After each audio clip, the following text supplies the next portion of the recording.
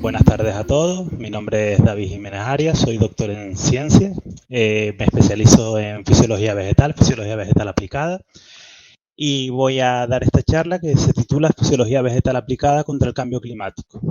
Antes de empezar en materia, me gustaría comentar más o menos la situación del mundo actualmente, sobre todo enfocándonos en el crecimiento de la población mundial. Desde hace unos años venimos incrementando un crecimiento continuo de la población, sobre todo en el tercer mundo, como pueden ver en este gráfico, que son gráficos de unas prospecciones realizadas por la FAO en el año 2007, que nos llevan a decir que para el año 2050 alcanzaremos los 9.000 millones de personas.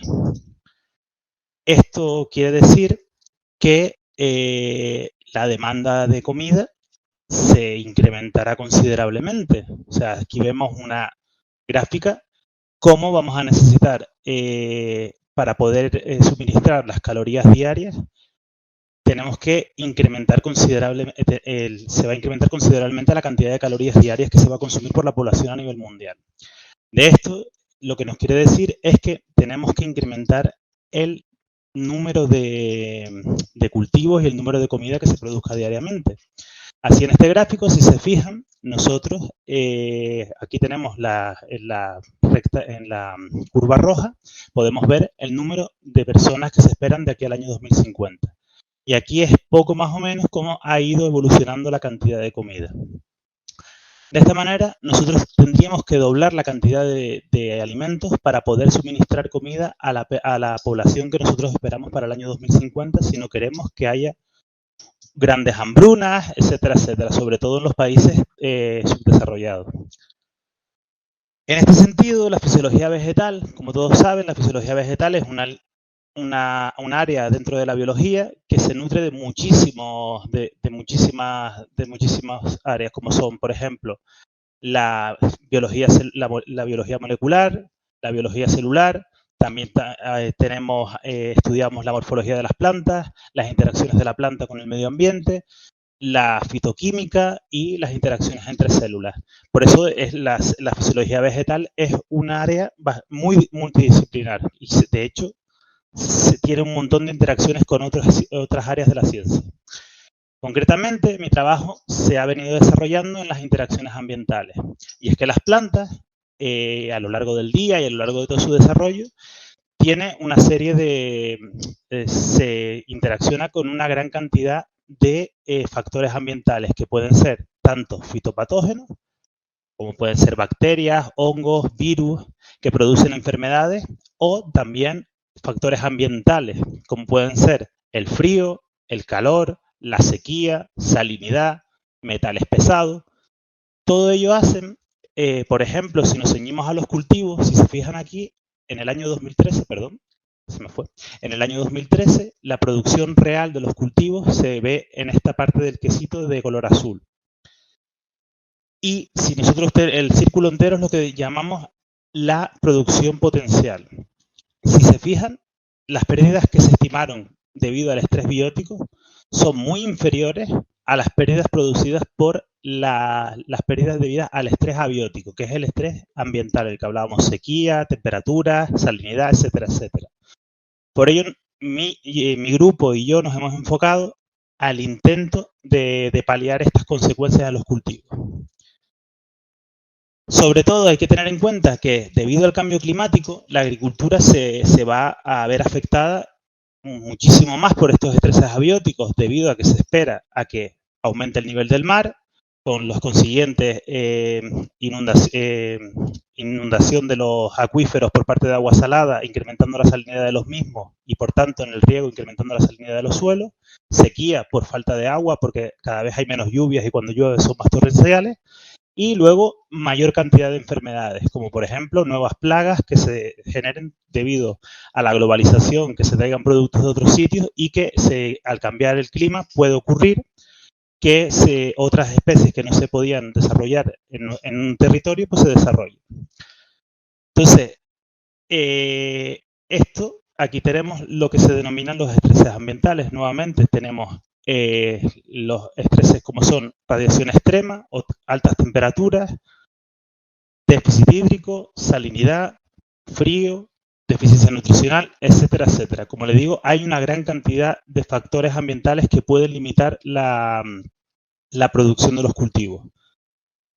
De esta manera, nosotros tenemos que tener en cuenta una cosa, y es que las plantas son seres sésiles. Las plantas no pueden coger, simplemente levantarse e irse a otro lado.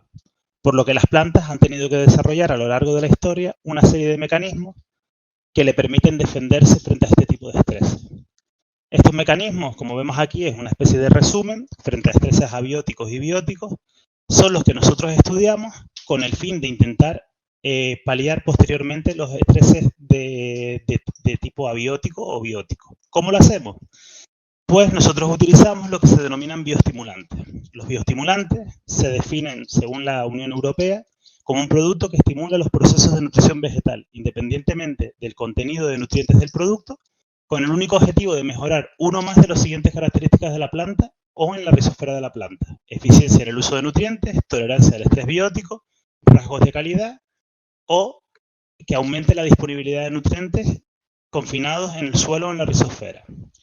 Aquí tenemos la clasificación según Dujardin, que es uno de los que definieron los bioestimulantes por primera vez, que lo define en estas 5 categorías, que son extractos vegetales o de algas, productos de quitosan o otros biopolímeros, luego hongos y microorganismos beneficiosos, proteínas, compuestos que contienen aminoácidos que provengan de hidrolizados de origen animal, y por último, compuestos inorgánicos y como pueden ser las sales minerales. Aunque aquí no lo veía porque se veía debajo, hay otros, son 6 categorías, como son los ácidos húmicos y fúlbicos, que también se pueden utilizar como bioestimulantes. De esta manera, nosotros utilizamos los bioestimulantes a modo de tratamiento. Las plantas, cuando nosotros se cultivan sin tratamiento, pues tienen lo que se denomina una respuesta normal frente al estrés. La planta es sometida a un estrés y la planta tiene la respuesta que tiene. Sin embargo, cuando nosotros utilizamos un tratamiento previo antes de someter a las plantas a estrés, las plantas son capaces de tener una respuesta mejorada. Tienen mejor respuesta frente al estrés y al final esto se traduce en una mayor producción en condiciones de estrés en el campo. Nosotros realmente no trabajamos con utilizando la clasificación de Dujardin, sino que nosotros realmente trabajamos con lo que se denomina compuestos puros. De hecho, nosotros hemos cogido la clasificación de Dujardin y la hemos sintetizado ya hablando de estructuras concretas. Por ejemplo, nosotros no solemos hablar de extractos de algas porque no utilizamos extractos, sino que utilizamos productos que provienen de las algas, como pueden ser los alginatos, los tocoferoles, o, por ejemplo, de biopolímeros, nosotros solemos trabajar con el quitosan directamente. También trabajamos con aminoácidos directamente para intentar conocer exactamente lo que hace cada uno de los productos y mejorar así las formulaciones. De esta manera, nosotros hablamos de eso, en productos puros, productos orgánicos puros. Y aquí tenemos un resumen más o menos de los productos con los que nosotros trabajamos dentro del laboratorio. Ahora voy a presentarles una serie de experimentos que nosotros hemos realizado con ayuda de otras universidades, instituciones y donde hemos desarrollado diferentes tecnologías. En este caso voy a comenzar con experimentos en sequía. El ejemplo que vamos a utilizar es el uso del ácido piroglutámico. El ácido piroglutámico no es más que un aminoácido, pero en este caso es un aminoácido no proteico. O sea, es un aminoácido que no se encuentra dentro de los 20 aminoácidos famosos que todo el mundo conoce, que forman parte de las proteínas, sino que es lo de que se denomina un metabolito secundario. Las plantas lo generan cuando responden frente al estrés. Esto es lo que hace que nosotros lo hayamos utilizado para intentar paliar los efectos de la sequía en cultivo. En este caso, nosotros los compuestos los seleccionamos utilizando unos experimentos en semillero. Aquí simplemente nosotros regamos con un régimen hídrico, es decir, regamos con un poco menos de agua una serie de plantas tratadas y vemos cómo responden después frente durante 7 días. Así vamos seleccionando diferentes tratamientos. Los resultados que obtenemos son estos de aquí. Simplemente aquí vemos con el aumento del crecimiento, si lo comparamos con las plantas que no han sido tratadas. Y aquí se fijan que, bueno, que tenemos aumentos de crecimiento que van del orden desde el 20% a por encima del 60%. O sea, estos son todos productos que ya en la literatura han funcionado como bioestimulante y para aumentar la tolerancia a la sequía. De esta manera, nosotros con el ácido piroglutámico empezamos a hacer ensayos. Esto ya fue hace unos cuantos años y trabajamos en este caso el ácido piroglutámico. Lo utilizamos en un experimento de sequía en lechugas. Las lechugas las manteníamos durante una semana sin regar y así veíamos cómo en una semana las lechugas perdían todo su turgor. Lo podemos ver aquí en el control, en la lechuga más a la izquierda, y vemos cómo diferentes tratamientos le iban afectando. En este caso, nosotros, si se fijan, en el lado derecho tenemos el piroglutámico que fue suministrado mediante un tratamiento radicular a una dosis de 2,5 milimolar, y si se fijan, la lechuga parece que no ha tenido problemas de agua, o sea, parece que está completamente regada.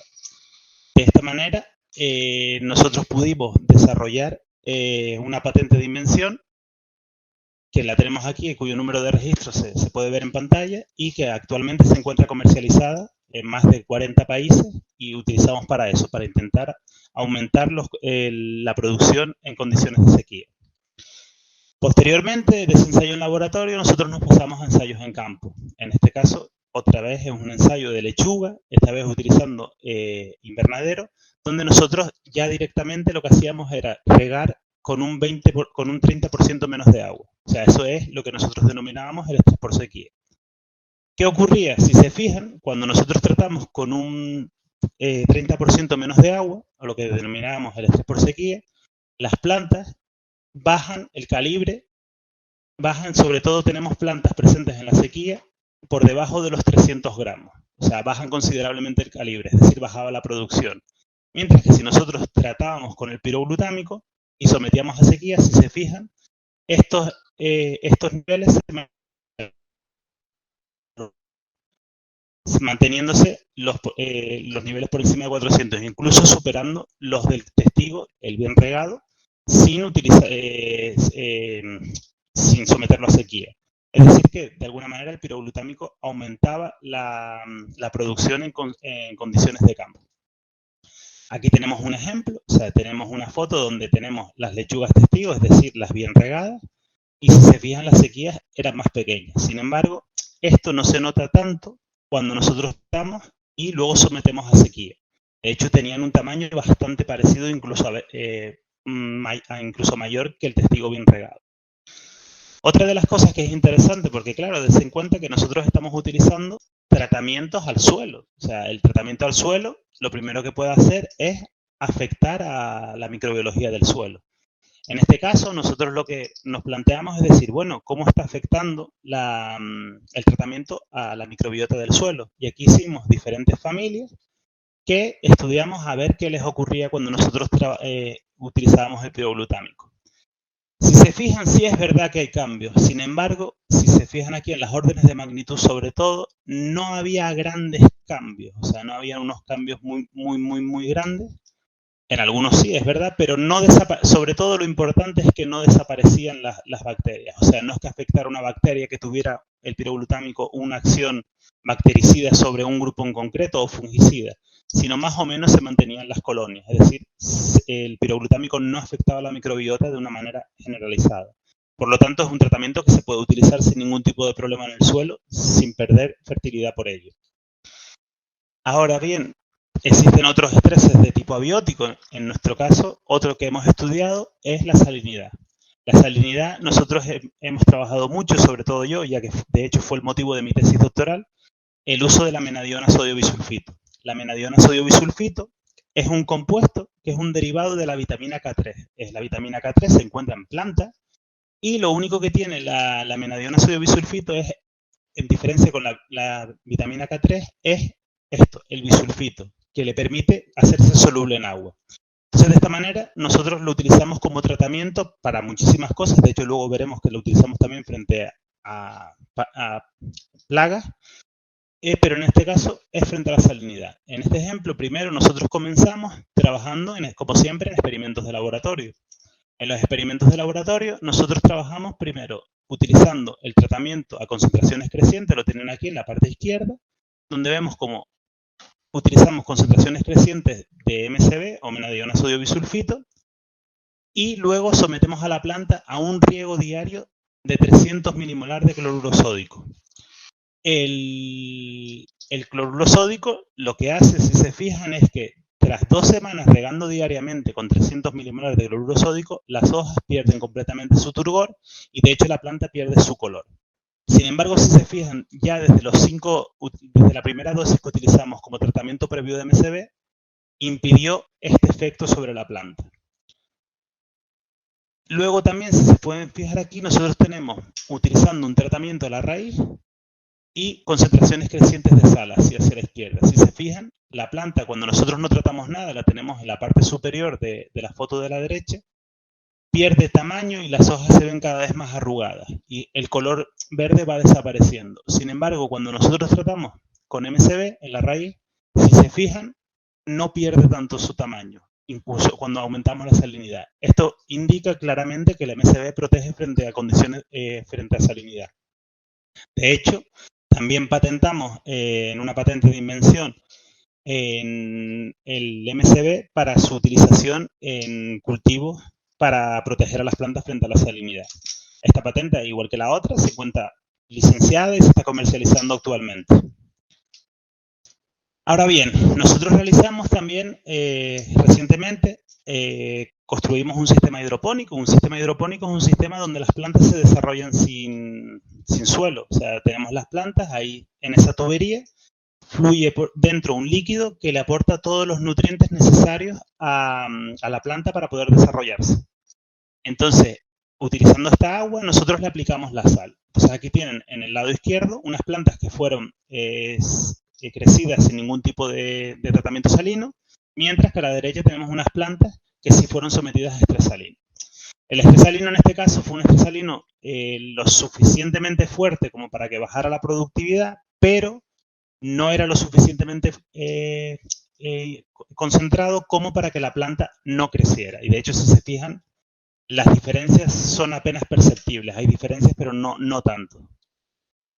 Entonces, ¿qué es lo primero que hace la salinidad? O sea, la salinidad, si se fijan, entre la barra 1 y la 3, baja el calibre medio del tomate. O sea, los tomates son más pequeños. Luego, curiosamente, los tomates son más pequeños, pero la planta produce más. Eso es algo que suele pasar porque las plantas, una de las cosas que tienen es que intentan cuajar el mayor número de frutos para intentar sobrevivir, intentar que se produzcan semillas e intentar pasar a la descendencia. Si se fijan, cuando nosotros tratamos las plantas con MSB, en este caso fue una aplicación radicular, si se fijan, la caída no es tanta. De hecho, tenemos un aumento de productividad del 25% en condiciones de estrés. Quiere decir que nosotros somos capaces, mediante una única aplicación, de aumentar la productividad en condiciones salinas. Luego, otra de las cosas que tiene la salinidad, y sobre todo en frutos como el tomate, es que puede afectar considerablemente a la calidad organoléptica del fruto. En cosas importantes como puede ser la dureza y la firmeza del fruto, que lo que hace es, si se fijan, en la primera y la tercera barra, es que los frutos son menos duros y menos firmes cuando nosotros sometemos a salinidad. Sin embargo, si nosotros aplicamos MSB, los frutos son más firmes y más duros, incluso no se diferencian significativamente con el control. Es decir, que nosotros tenemos unos frutos que, desde el punto de vista de dureza y de firmeza, son parecidos a los del control. Eso es muy importante porque una de las cosas que tiene el tomate es que se producen una gran cantidad de enfermedades, que se llama la peseta, que no sé si la habrán visto alguna vez, pero es la parte inferior del tomate se vuelve negra y es debido a una deficiencia de calcio. Y es porque la salinidad no permite que los frutos tomen el calcio de manera normal. Sin embargo, una de las cosas positivas que sí tiene la salinidad es que se aumentan los grados Brix. Los grados Brix, de alguna manera, podemos decir que esto podemos decir que es el azúcar. O sea, los grados Brix podemos hablar de lo dulces que son los frutos. conforme nosotros aumentamos la salinidad, los frutos son más dulces. Y de hecho también aumenta la acidez titulable. Eso hace que los frutos de salinidad sean más gustosos. Encima, si se fijan, tanto la acidez como los grados Brix, cuando nosotros aplicamos MSB, es mayor. Es decir, que los frutos tienen un mejor sabor. Por último, de los experimentos que le quería mostrar, vamos a hablar de un experimento frente a plagas.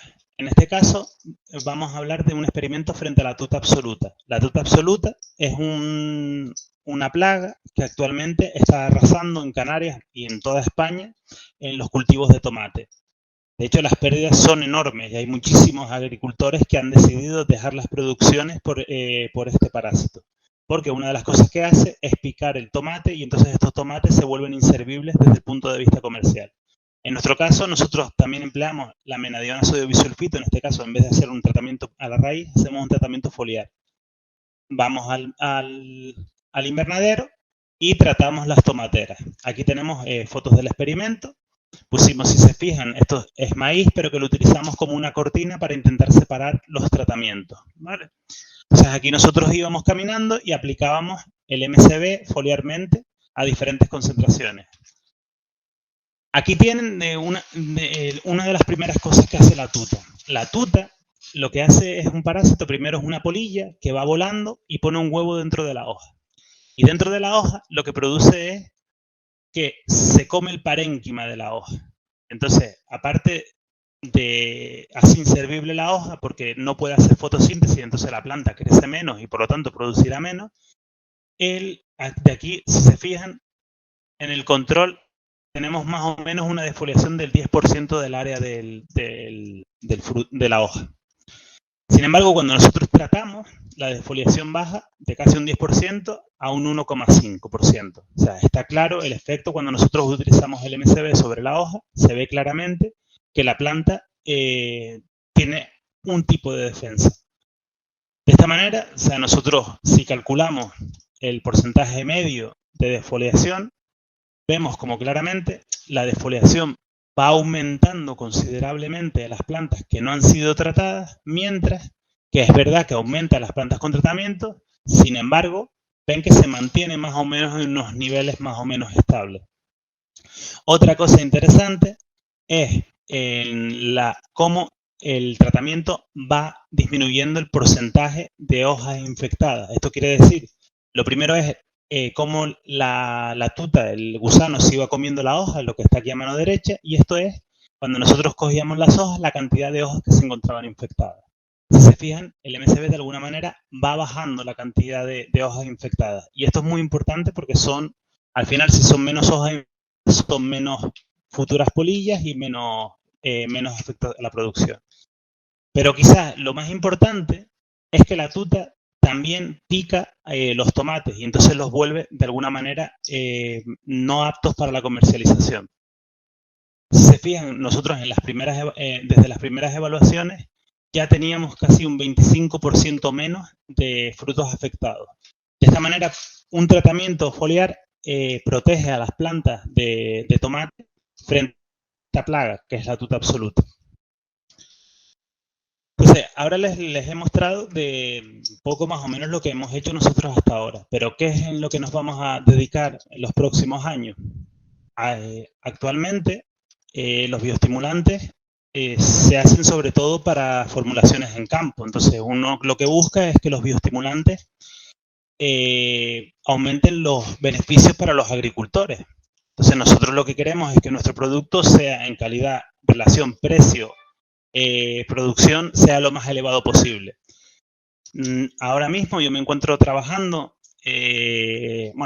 voy a empezar un proyecto que es en una acción Marie Curie, de la Unión Europea, que se llama nanostimulants, o sea, que es el desarrollo de bioestimulantes nanoencapsulados, que básicamente lo que nosotros buscamos es nuestros bioestimulantes, nuestras formulaciones, introducirla dentro de cápsulas muy pequeñas para intentar que estos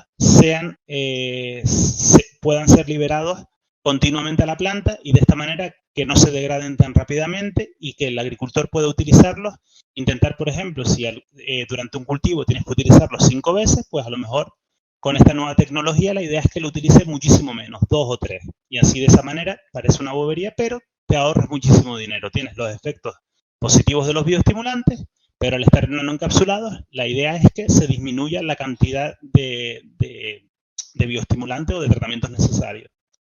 Entonces, las propiedades deseadas para estas pequeñas capsulitas es que, por un lado, sea fácil de generarse, sea fácilmente reproducible y que entre una y otra, o sea, entre el primer lote y el segundo lote no haya grandes diferencias y sobre todo que sean poco tóxicos y que tengan un coste bajo.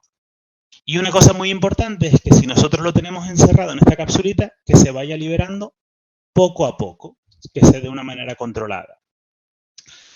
De esta manera, o sea, lo que nosotros queremos es que el bioestimulante lo vamos a encerrar en una cápsula. Esta cápsula lo que va a hacer es que poco a poco se vaya liberando el producto, aumentando la defensa, o sea, la defensa de las plantas y manteniéndola durante más tiempo que si nosotros no lo tuviéramos encapsulado. Y al final la idea es que esto nos dé una mayor producción en condiciones de campo. Esta acción Marie Curie se va a realizar en la Universidad de Madeira. El nanoencapsulado se va a llevar a cabo en Lisboa, en el I3N CENIMAT, y es donde vamos a realizar, en conjunto con la Universidad de La Laguna, vamos a diseñar estos candidatos o nanoestimulantes, que no son más que bioestimulantes encerrados en pequeñas cápsulas.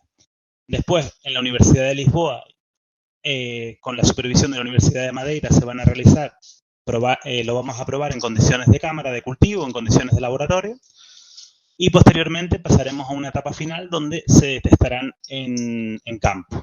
Muchas gracias.